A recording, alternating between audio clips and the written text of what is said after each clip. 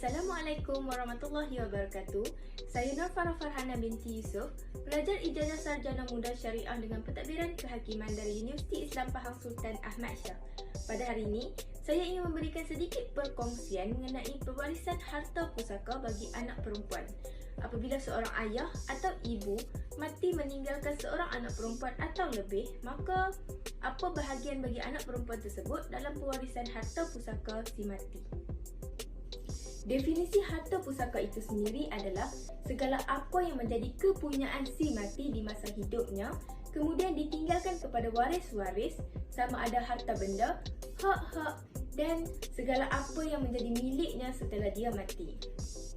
Harta pusaka ini termasuklah semua harta yang diperolehinya secara halal, sewaan yang belum dijelaskan, hutang kepada si mati, dividen, simpanan KWSP, takaful dan segala barang-barang yang terbit setelah matinya seseorang dari usahanya semasa hidup. Islam telah menetapkan kaedah pembahagian harta pusaka yang dinamakan sebagai faraid. Ianya diperolehi dari seseorang yang meninggal dunia yang meninggalkan waris-waris yang layak menerima harta pusaka mengikut hukum syarak. Setelah diselesaikan urusan jenazah si mati, dilunaskan hutang-hutangnya, sama ada hutang dengan Allah atau hutang sesama manusia, dan hendaklah dilaksanakan wasiat si mati sekiranya si mati ada meninggalkan wasiat. Ada 3 sebab yang membolehkan seseorang boleh mewarisi harta pusaka. Yang pertama, disebabkan perkahwinan melalui akad yang sah antara lelaki dan perempuan. Yang kedua, nasab dan keturunan, iaitu orang yang mempunyai pertalian darah dan kelahiran yang sah. Walaupun anak angkat dibinkan atau dibintikan kepada si mati, tetapi dia tidak boleh mewarisi harta pusaka kerana tiada pertalian darah.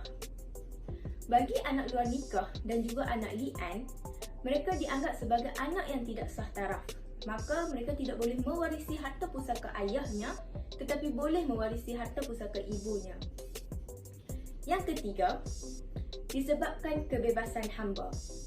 Maka, anak perempuan kandung layak mewarisi harta pusaka ayahnya dan juga ibunya dalam 3 keadaan.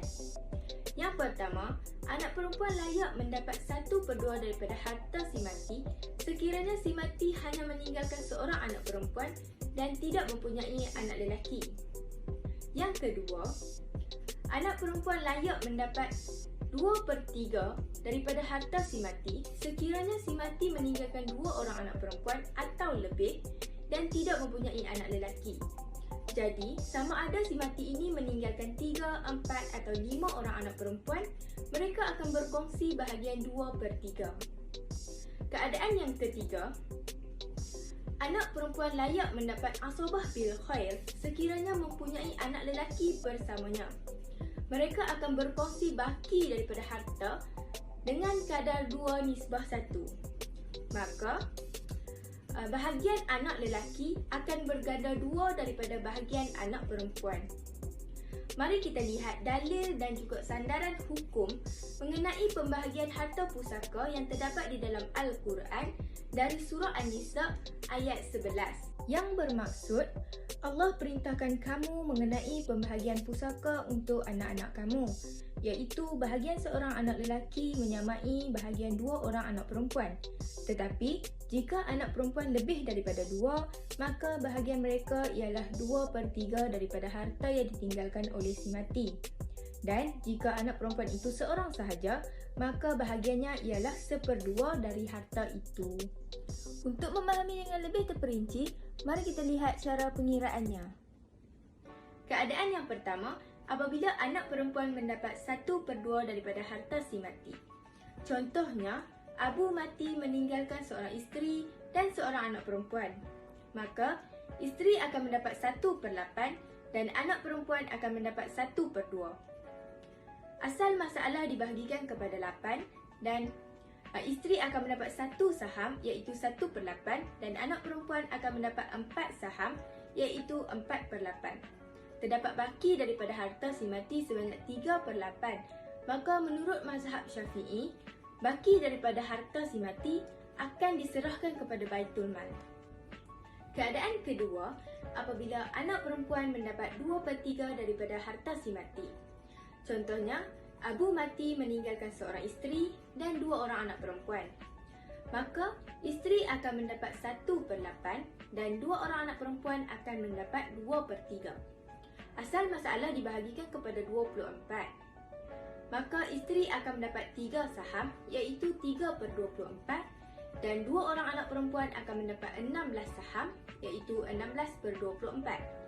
16 akan dibahagikan kepada 2 kerana mempunyai 2 orang anak perempuan. Maka, setiap seorang akan mendapat 8 saham. Terdapat baki daripada harta si mati sebanyak 5/24 dan ianya akan diserahkan kepada Baitul Mal. Keadaan yang ketiga, apabila anak perempuan mendapat asabah bil khair. Contohnya, Abu mati meninggalkan seorang isteri, seorang anak lelaki dan seorang anak perempuan.